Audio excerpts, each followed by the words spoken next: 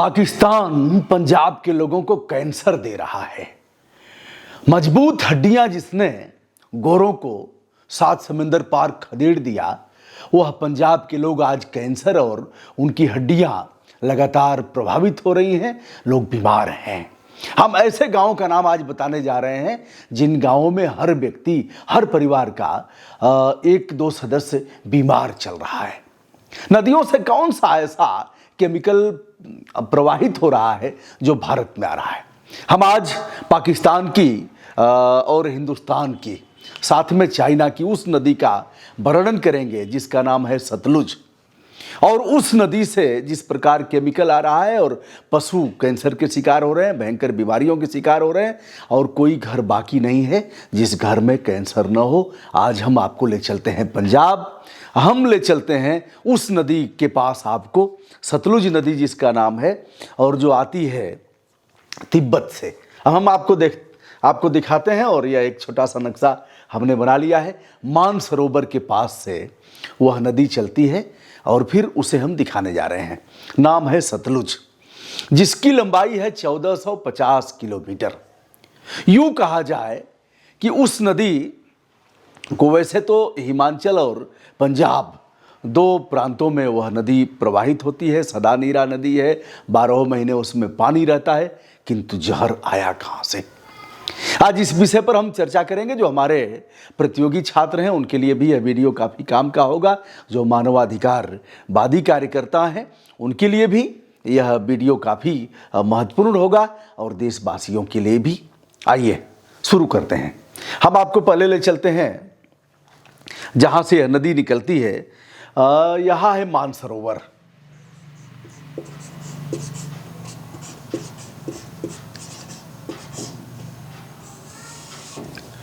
मानसरोवर के पास से ही राकस ताल है, जिसे राक्षस ताल भी बोलते हैं लोग। राकस ताल का अगर पॉइंट देखा जाए तो यह राकस ताल का पॉइंट है।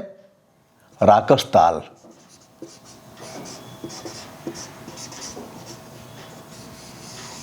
राकस ताल से सतलुज निकलती है मानसरोवर के पास से, और राकस ताल से चलते हुए ऐसे आ जाती है और यहाँ प्रवेश कर गई हिमाचल में।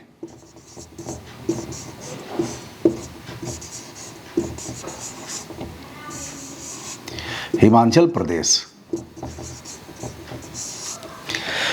प्रदेश के कई जिलों को संतृप्त करते हुए या वहाँ पानी लोगों को मिलता है, पीने का पानी मिलता है, पशुओं के लिए पानी मिलता है, और जंगली जीवों के लिए नदी काफ़ी सुखद अनुभूति का कारक होती है और सिंचाई के भी साधन होते हैं। नदी लोगों को संतृप्त करते हुए आ जाती है सतलुज, ऐसे अगर माना जाए तो ऐसे इसका है, और आ जाती है सीधे पंजाब में। पंजाब में आती है रूपनगर, रोपड़। रूपनगर का नाम आपने सुना होगा। रूपनगर जेल पिछले दिनों काफ़ी चर्चा में रहा, जहां मुख्तार अंसारी को निरुद्ध किया गया था और सर्वोच्च न्यायालय के आदेश पर रूपनगर यानी रोपड़ जेल से मुख्तार अंसारी को ले आया गया बांदा जेल में आते हैं। चलिए हम विषयांतर न हो, इसलिए हम आपको रोपड़ से हम ले चलते हैं लुधियाना। ये आप देख रहे हैं, ये आ गई लुधियाना, और लुधियाना से यह नदी आ जाती है फिरोजपुर। फिरोजपुर भारत और पाकिस्तान का बॉर्डर लाइन है फिरोजपुर। अब आप कहेंगे, एक छात्र कहेंगे कि साहब आप क्या समझा रहे हैं? सतलुज आती है पाकिस्तान, भारत से होकर के पाकिस्तान में जाती है, तो केमिकल कैसे आ गया? दोस्तों आपको बताते चलें। यह है कसूर शहर।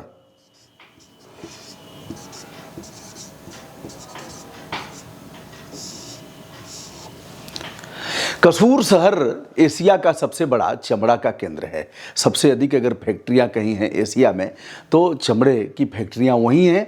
वहाँ खाल का भी व्यापार होता है, हड्डियों का व्यापार होता है, और चमड़े से जो आप लेदर का पहनते हैं, जो अच्छे अच्छे जूते होते हैं, जो अच्छे पर्स होते हैं, जो अच्छा आपका जैकेट होता है जिसको पहन करके आप सेखी बगाड़ते हैं, वह सब चमड़े से ही बनता है। तो दोस्तों उस चमड़े का व्यापारिक प्रतिष्ठान पाकिस्तान का कसूर शहर है। कसूर शहर है, और यह शहर फिरोजपुर की सीमा लाइन है।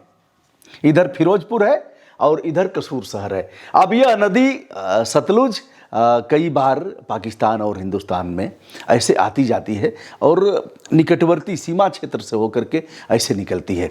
इसलिए अब आप कहेंगे नदी की धार तो अगर उधर से कैसे आया, यहाँ से बह कर के पाकिस्तान में जाती है तो उल्टा कैसे उसका प्रभाव हुआ। तो दोस्तों यही वह कारण है। अब हम आपको ले चलते हैं, यह है देखिए, इधर है हरियाणा,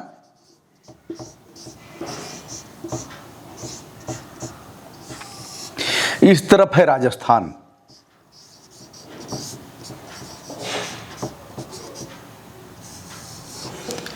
और ऊपर अगर जाएंगे तो यह जम्मू कश्मीर है।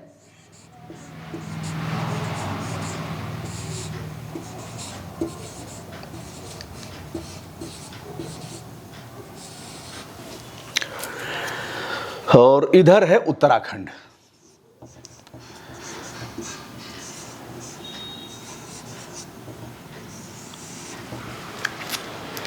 अब हम आपको यह दो बिंदु और आप देख रहे हैं, इसके बारे में भी हम बताएंगे। यह है हमारा अमृतसर।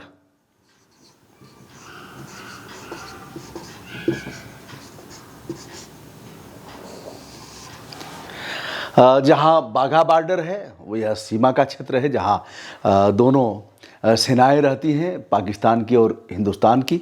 वहां आपको कभी जाने का अवसर मिला होगा। अमृतसर के बाद यह जो निकटवर्ती शहर है यह है लाहौर।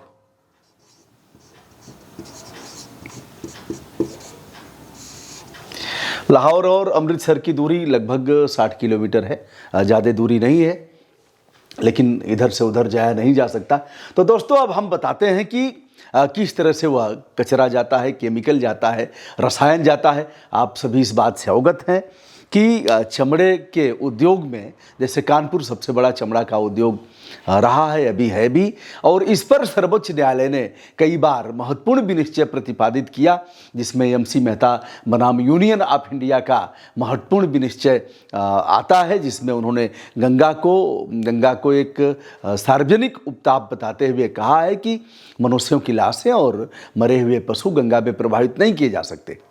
उस आदेश में यह भी कहा गया है कि यह आदेश गोमुख से लेकर के गंगा सागर तक प्रभावी होगा जहां से गंगा जाती है, और यह आदेश उन नगर पालिका परिषद, नगर पंचायत, नगर निगम इत्यादि पर अधिरोपित करेगा जो उसके किनारे हैं, उनकी जिम्मेदारी है। कई बार इस विषय पर चर्चा हो चुकी है और हमने सर्वोच्च न्यायालय को लिखा भी था, लगातार लिखता भी रहता हूं। कितना पालन होता है मुझे नहीं पता।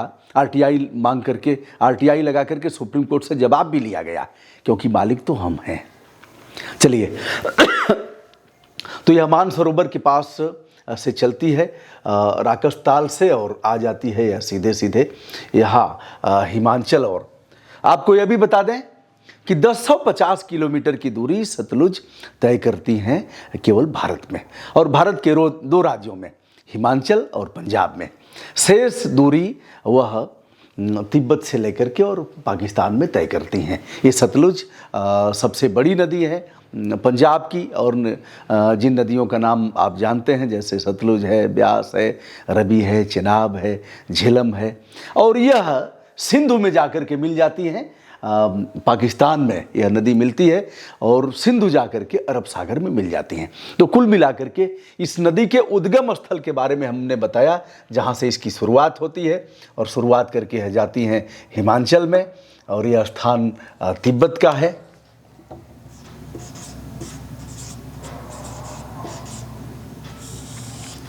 और इधर चाइना सब है। तो यह मोटा मोटा हमने समझाने का प्रयास किया।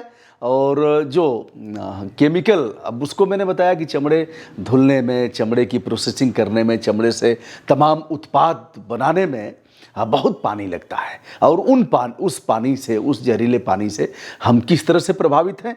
अब हम अंतिम विषय पर यह आते हैं कि भारत सरकार और पंजाब की सरकार इस मामले में मूक दर्शक बन करके चुपचाप लोगों को अभिशप्त जीवन जीने के लिए विवश कर रही है। अभी तक कोई पत्र भारत सरकार की तरफ से या फिर पंजाब प्रदेश सरकार की तरफ से पाकिस्तान को नहीं लिखा गया है कि यह चमड़े का जो केमिकल है वह भारत में जा रहा है, वह भी प्रभावित है। गंभीर रूप से प्रभावित हैं, लेकिन वो अपने प्रभाव की बात नहीं करेंगे या भी जो भी करें। लेकिन हम जो प्रभावित हो रहे हैं, हमारे पशु वह जहरीला पानी पी करके, और पशु से दूध निकलेगा। पशु में क्या है, जैसे गायें मर रही हैं, भैंस मर रही हैं, वन्य जीव मर रहे हैं तमाम, वो भी तो पानी पिएंगे। पानी पीने का और कोई स्रोत है नहीं। ऐसे में और यह जो चमड़ा उद्योग है इनका, कसूर शहर में यह चमड़ा उद्योग है गाय का, यह चमड़ा उद्योग है भैंस का, यह चमड़ा उद्योग है ऊंट का, यह चमड़ा उद्योग है बकरी और भेड़ का, यह चमड़ा उद्योग अन्य पशुओं का हो सकता है, लेकिन मोटा मोटा जो यह पशु हैं जिनसे यह उनका उद्योग चलता है, और पाकिस्तान के लिए यह सबसे बड़ी पूंजी का साधन है चमड़ा उद्योग। अगर देखा जाए राजस्व की प्राप्ति होती है, लेकिन भारत सरकार और पंजाब की प्रदेश सरकार जिस तरह से इस मामले में चुप है, माननीय सर्वोच्च न्यायालय को दखल देना चाहिए। मैं इस बात पर सर्वोच्च न्यायालय को मेल भी करूंगा। अब यह नहीं है कि भैया जाकर के और PIL किया जाए, PIL हम करेंगे तो उसको इनकार नहीं करेंगे, वह एक बार भी नहीं कहेंगे। अब फिरोजपुर जाया भी नहीं जा सकता। फिरोजपुर के लगभग 1.5 दर्जन ऐसे गांव हैं जहां गंभीर रूप से लोग बीमार हैं और गांव के लोग पलायन कर रहे हैं। तो आज का हमारा यह वीडियो हमारे संविधान के जो आर्टिकल 21 है, जो भारत के इस पवित्र ग्रंथ ने हमें सम्मान के साथ जीने का अधिकार दिया है। Fit India movement, fit India कह दिया गया, फिट इंडिया ऐसे नहीं रहेगा। फिट इंडिया के लिए हमें कुछ करना पड़ेगा। तो यह एक ऐसा विषय है जिस पर आपका ध्यान आकर्षण चाहूँगा। भारत सरकार को चाहूँगा कि उस पर चुप नहीं बैठना चाहिए, क्योंकि लोगों के मौलिक अधिकार का हनन हो रहा है। लोगों को प्राण एवं दैहिक स्वतंत्रता का जो अधिकार है उसका हनन हो रहा है, जिस पर जिंदा कौमें चुप नहीं रह सकती। दोस्तों, मैं हूं ब्रजभूषण दुबे, यूट्यूब चैनल ब्रजभूषण मार्कंडेय से। यह व्हाइट बोर्ड पर आज का हमारा वीडियो आपको कैसा लगा? आपके विचार सम्मानजनक ढंग से विनम्रता के साथ आहूत किए जाते हैं। अगर कुछ त्रुटि हुई होगी तो इतना बड़ा विद्यार्थी मैं नहीं रहा हूं, थोड़ा सा अभ्यास करने से कुछ हुआ है। आशा करता हूं आप हमें क्षमा करेंगे। सादर नमस्कार, धन्यवाद, मंगल कामना।